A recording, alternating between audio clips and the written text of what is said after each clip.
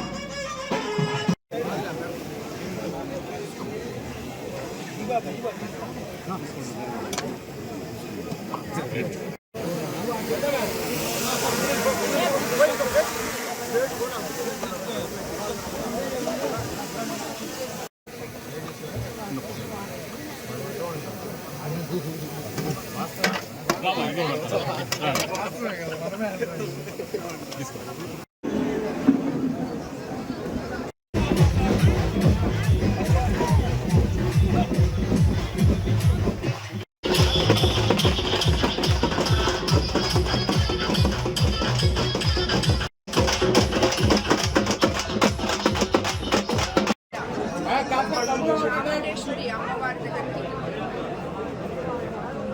ఉత్సవాలు జరుగుతున్న సందర్భంగా అమ్మవారిని దర్శించుకోవడం జరిగింది.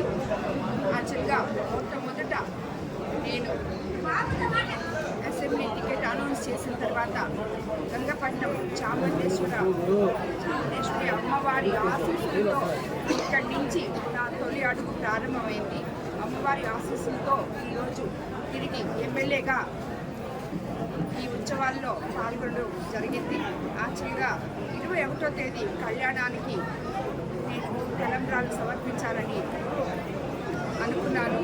కానీ ఆ రోజు మొట్టమొదటి రోజు అసెంబ్లీ ఉండడం చేత ఈరోజే వచ్చి అమ్మవారి దర్శనం చేసుకుని అమ్మవారికి తలంబ్రాలు, పట్టు వస్త్రాలు సమర్పించడం జరిగింది. 21వ తేదీ కళ్యాణం, 23వ తేదీ 24 తెప్పోత్సవంతో, 13వ తేదీ ప్రారంభమైన ఈ కార్యక్రమం 24 తెప్పోత్సవంతో పూర్తి కాబోతుంది.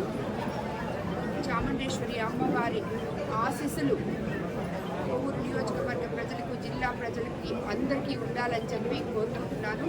ఈ దేవాలయ అభివృద్ధికి నా వంతు, నా చేతనైనంత కృషి చేస్తానని, సాయం చేస్తానని, అమ్మవారి ఆశీస్సులు అందరికీ మెండుగా ఉండాలని